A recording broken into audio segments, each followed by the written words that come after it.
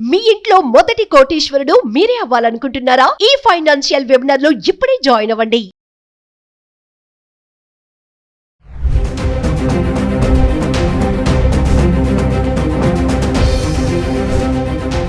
Hi hello నమస్తే, welcome back to Suman TV. ప్రస్తుతం మనతో పాటు ఉన్నారు analyst and TEDx speaker Nandi Rameshwar Rao గారు. సార్తో మాట్లాడదాం. నమస్తే సార్. నమస్తే. సార్, అమెరికాలో కొన్ని కంపెనీస్ హింట్ ఇస్తున్నాయి, H1B వీసాదారులు ఎవరైతే ఉన్నారో మీరు వదిలిపెట్టి వెళ్ళకండి, ఇండియాకి వెళ్తే మళ్ళీ ఎంట్రీ ఉంటుందా ఉండదా అనేది డౌట్ అని చెప్తున్నారు. ఏంటంట సార్, హెచ్చరిక ఎందుకు ఇస్తున్నారు అంటారు? హెచ్చరికలు ట్రంప్ గారు వచ్చిన తర్వాత ఎవ్రీ డే ఒక సంచలన వార్త. ఎందుకంటే ఇప్పుడు నేను చెప్పా కదా, ఎవరైనా ఒక మనిషిని కారణం లేకుండా కొట్టారనుకోండి, మీ హైలైట్స్ వస్తారు. మినిస్టర్ ఎమ్మెల్యే లాస్ట్ టైం ఎవరు కొట్టారు ఒక ఆయన, ఏమైంది హెడ్లైన్స్ వచ్చేసింది. మీకు డబ్బులు కూడా మీ దగ్గర అడ్వర్టైజ్మెంట్ డబ్బులు ఖర్చు పెట్టారు, డబ్బులు కూడా అక్కర్లే, ఫలానా మనిషి ఎమ్మెల్యేని కొట్టాడు, అది పెద్ద సంచలనం. అట్లా ట్రంప్ గారు ఏంటంటే ఎవ్రీడే న్యూస్లో ఉండాలనుకుంటాడు. నేను కాల్గేట్ అడ్వర్టైజ్మెంట్ చేస్తాను, ఎందుకు కాల్గేట్ తెలియనట్టు ఎవరు మీ పిల్లల దగ్గర మమ్మల్ని అందరూ తెలుసుకోకపోతే ఎందుకు అడ్వర్టైజ్మెంట్ చేస్తున్నాడు అని ప్రూవ్ చేసి, నేను ఇంకా బతికే ఉన్నాను, చచ్చిపోలేదు, కాల్గేట్ బతికే ఉంది. కాల్గేట్ తర్వాత చాలా కంపెనీస్ వచ్చాయి, ఆ కంపెనీస్ అని అడ్వర్టైజ్ చేయట్లేదు. ప్రామిస్, క్లోజ్అప్, పెప్సోడెంట్ ఏవో వచ్చాయి. బట్ కాల్గేట్ మాత్రం మనం నేను చిన్నప్పటి నుండి చూసే ఏకైక బ్రాండ్ కాల్గేట్. అట్లా గోద్రేజ్, అట్లా బ్రిటానియా. ట్రంప్ కూడా అట్లా ఆయన ఉన్నంతకాలం ఈ 4 సంవత్సరాలు, గత 4 సంవత్సరాల కంటే అంత ముందు టర్మ్లో అంత ఎక్కువ హైలైట్ కాలేదు, చేశాడు బాగానే. ఈ టర్మ్లో హైలైటే ముఖ్య ఉద్దేశం బ్రాండింగ్. సో ఆయన ఏంటి మొదటి నుండి కూడా ఏమంటారు, వీసా ప్రాసెస్ కానీ, లాటరీ సిస్టమ్ కానీ, ఇమిగ్రేషన్ సిస్టమ్ కానీ చెక్ చేస్తాం, అక్కడ ఇల్లీగల్ ఉంటే పంపించేస్తాం, మేము కొత్త వాళ్ళు పెట్టుకుంటాం, కొత్త వాళ్ళ టీంని డెవలప్ చేసుకుంటాం, మిమ్మల్ని మాత్రం మా సంపాదన అంతా మీరు తీసుకుపోతున్నారు, మా కంట్రీ వాళ్ళు ఇబ్బంది పెడుతున్నారు అనే ధోరణిలోనే గత జనవరి 20లో ఆయన ప్రెసిడెంట్గా వచ్చాడు. జనవరి 20, ఫిబ్రవరి, మార్చ్, ఏప్రిల్ ఆల్మోస్ట్ 3.5 months అయిపోయింది. 3.5 monthsలో మేబీ 30-40 డెసిషన్స్ మార్చేసి ఉంటాడు. దాదాపు 150 ఈవోల మీద సైన్ చేశాడు, ఎగ్జిక్యూటివ్ ఆర్డర్స్. సైన్ చేస్తే మాత్రం క్యాబినెట్, సెనేట్ అని ఉంటాయి వాళ్ళు. మనకి ఎట్లయితే అసెంబ్లీ, రాజ్యసభ, లోక్సభ ఉందో అట్లా అక్కడ కూడా ఉంటాయి. వాళ్ళు ఒప్పుకుంటేనే అది ఎంప్లాయ్, లేకపోతే మళ్ళీ బ్యాక్ వెళ్ళిపోతుంది. సో ఇక్కడ ఏమవుతుందంటే ఎస్పెషల్లీ కంపెనీస్ ఏవైతే ఉన్నాయో, యుఎస్ కంపెనీస్, మైక్రోసాఫ్ట్ కానీ, అమెజాన్ కానీ, గూగుల్ కానీ, టాప్ మల్టీనేషనల్స్, వీళ్ళందరూ ఏం చేస్తారంటే గవర్నమెంట్ ఇప్పుడు ఏమంటలేదు, ట్రంప్ని దృష్టిలో పెట్టుకొని ఫ్యూచర్లో ఈయన ఏ డెసిషన్, ఏ టైంలో ఎలాంటి డెసిషన్ తీసుకుంటే ఆయనకి కూడా అసలు ఆయనకే తెలియదు రేపు ఈ డెసిషన్ తీసుకుంటాను. సో దాన్ని వీళ్ళు ముందే పసిగట్టి కొద్ది సర్వేలో తెలిసిందంటే, ఒక్కసారి మీరు ఇండియాకి వెళ్ళారంటే అని అక్కడే ఆపేస్తాడు, ఇక్కడ రాని బార్డర్లో కట్ చేస్తారు మిమ్మల్ని అని ఒక ఎక్కడో ఇన్నర్ సోర్సెస్ ద్వారా. ఇప్పుడు ఎలన్ మస్క్ కూడా అదే ప్రాబ్లం కదా, ఎలన్ మస్క్ కూడా ఎంప్లాయీస్ బయట నుండి ఉన్నారు, H1B వీసాలోనే చాలా ఉన్నారు. మొదట్లో మనం చూసుకుంటే ఆయన అంశం ఎత్తున్నట్టు ఇద్దరికి మధ్య కొద్దిగా స్ప్లిట్ అనేది జరిగిన తర్వాత ఒక సర్దుమ అడిగింది. ఇప్పుడు ఈ మైక్రోసాఫ్ట్, అమెజాన్, గూగుల్ ఇలాంటి కంపెనీలు చాలా ఉన్నాయి. మనకు తెలిసిన 3-4 కంపెనీలు చెప్పాము. అలాంటి 10-20-30 కంపెనీలు major employment, junk employment major across the world, different plan. ఇండియాలో one of the major share. ఎందుకంటే రీజన్ ఏంటంటే దాని ఇండియాలో లేబర్ కాస్ట్ చాలా చీప్. అక్కడ $50 గంట తీసుకుంటే ఇక్కడ $10, $15 మనం వర్క్ చేస్తాం. అంటే అండ్ 70-75% డైరెక్ట్ సేవింగ్. అండ్ వాళ్ళకంటే పని మనం కూడా ఈక్వల్గా చేస్తాం, కొన్నిట్లో మంచిగా చేస్తాం. Our IQ level is very high. ఎందుకు? Every 4th engineer in America is from India, every 4th engineer from India is from south, every 4th engineer from south is from Andhra Pradesh and Telangana ఒకప్పుడు. ఇది మన హిస్టరీ. సో మనకున్న మేధస్సు, డాక్టర్లు కానీ, రెస్టారెంట్లు కానీ, ఇంజనీర్స్ కానీ, సైంటిస్టులు కానీ, వీళ్ళందరూ కూడా బాగా రాణిస్తున్నారు. ఇంక్లూడింగ్ నాసా, ఇస్రో, ఇట్లా అన్నిట్లో కూడా మన వాళ్ళు ఉన్నారన్నమాట. దానివల్ల ఆయనకి ఒక చిన్న చూపులాగా అనిపిస్తుంది. అంటే మన కంట్రీ నుండి, మన కంట్రీ వాళ్ళకంటే వాళ్ళు బయట వాళ్ళు, చైనా వాళ్ళు, జపాన్ వాళ్ళు, ఇండియా వాళ్ళు, మెక్సికో, వీళ్ళందరూ వచ్చి they are earning millions of dollars.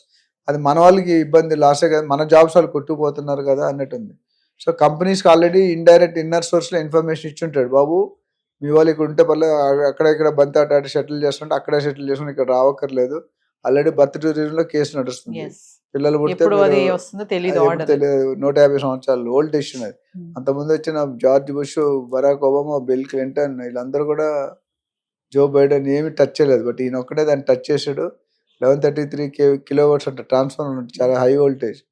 అది ఎంతవరకు అవుతుంది అవ్వదంటే మనం చెప్పడం కష్టం. బట్ ఐఏఎస్ సూచనలు ఎక్కువ కనిపిస్తుంది ఇప్పుడున్న అగ్రెసివ్నెస్ చూసుకుంటే. అంటే ఈ టైంలో సార్ మన వాళ్ళు ఎవరు కూడా ఇండియాకి రాకూడదని అంటారా? రాకుండా ఉండడమే మంచిది, ఉత్తమం. ఉమ్. వస్తే తర్వాత వెళ్ళొచ్చు, అలా 50-50 ఈ లోపు మళ్ళీ నిర్ణయం మారొచ్చు అంటారు. మారచ్చు. ఆల్రెడీ ఈ నిర్ణయం కంపెనీస్ చెప్తున్నట్టు కంపెనీకి ఇన్నర్ బోర్డుకి వెళ్ళిపోయిందని నా ఉద్దేశం. డైరెక్ట్గా పబ్లిక్లో పడలేదు. కొన్ని కంపెనీస్కి ఇన్నర్గా ఇన్ఫర్మేషన్ ఇంటర్నల్గా వచ్చేసింది. అంటే ఇలా అప్ అండ్ డౌన్ చేస్తుంటే వీడు ఇక్కడ పని చేస్తున్నాడు, అక్కడ పని చేస్తున్నాడు, ఇక్కడ బిజినెస్ చేస్తున్నాడు, అక్కడ బిజినెస్ చేస్తున్నాడు, తెలియట్లేదు జనాలు. అందుకని దాన్ని ఒక కట్టడిలో పెట్టి they want to ensure if you are an American citizen, మీకు గ్రీన్ కార్డ్ కావాలి, సిటిజన్షిప్ కావాలంటే you should stay in America. నువ్వు తరచుగా కొంతమంది 2-3 నెలలకి తరచుగా ట్రావెల్ చేస్తుంటారు. 15 రోజులు ఇక్కడ, 15 రోజులు అక్కడ. వాడు ఏంటంటే ఎర్రబస్ టికెట్ ఉంటుంది ఫ్లైట్ ఎక్కడం అంటే. ఫ్లైట్ 80,000 1,00,000 రూపాయల టికెట్ ఉంటుంది. ఆ టికెట్ వాళ్ళకి 1 lakh ఈజ్ నథింగ్. మనం నెలంతా కష్టపడితే 1 lakh రావడం కష్టాలు. 1 day కష్టపడితే 1 lakh వస్తుంది అది ఇండియన్ కరెన్సీలో. ఎందుకంటే 10 hours ఇంటూ $50 అంటే $500. $500 ఇంటూ 80 rupees or 90 rupees అంతే అయిపోయింది.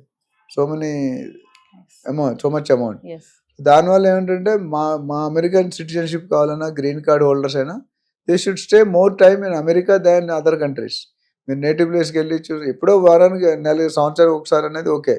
కొంతమంది ఎస్పెషల్లీ టూరిజం వాళ్ళు, బిజినెస్ చేసేవాళ్ళు, ఇండివిజువల్ ఎంటర్ప్రినర్స్ కానీ, పొలిటికల్ లీడర్స్ కానీ, వీళ్ళందరూ పెద్ద పెద్ద బిజినెస్ మెన్, ఇండస్ట్రియలిస్ట్ కానీ, వీళ్ళందరూ కూడా వెరీ ఫ్రీక్వెంట్గా, because they have business across the globe.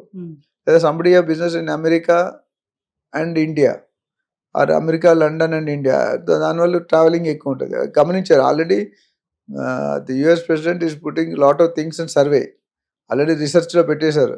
ఎవడు ఏం చేస్తున్నాడు, ఏ ఇంట్లో ఏం జరుగుతుంది, ఏ కంపెనీలో ఏం జరుగుతుంది, ఏ ఇండస్ట్రీ ఉద్యోగం ఎలా వస్తున్నారు, ఏ బేస్లో ఇస్తున్నారు, ఇమిగ్రేషన్ ప్రాసెస్ ఎట్లా ఉంది, లాటరీ సిస్టమ్ ఎట్లా ఉంది, వీసా సిస్టమ్ ఎట్లా ఉంది, ఆప్షన్ ఓపీటీ ఎలా ఉన్నారు, F1 వీసా స్టూడెంట్స్ ఎలా ఉన్నారు, జాబులు ఎక్కడి నుండి వస్తున్నాయి, వాళ్ళు అసలు ఎలిజిబుల్ ఉన్నారా, జాబులు ఉన్నోళ్ళే ఉన్నారు, జాబులు లేని వాళ్ళు ఉన్నారు. ఇవన్నీ కూడా మనకి ఫస్ట్ FIR వచ్చేస్తుంది, ఫస్ట్ ఇన్ఫర్మేషన్ రిపోర్ట్. ఆ రిపోర్ట్ వల్ల ఇప్పుడు Elon Musk is main person incharge of DOGE, department of government efficiency. So అక్కడ నుండి ఇన్ఫర్మేషన్ జనరేట్ చేస్తున్నారు. ఇన్ఫర్మేషన్ జనరేట్ చేసి ప్రెసిడెంట్ గారికి ప్రజెంట్ చేస్తున్నాడు. చేసినప్పుడు ఈ రూల్స్ అన్నీ వస్తాయి. ఎందుకంటే ఈ వాంట్స్ టు డూ సంథింగ్. శివకేరా గారు అని ఒక మోటివేషన్ స్పీకర్ ఉన్నారు, బుక్స్ కూడా రాశాడు.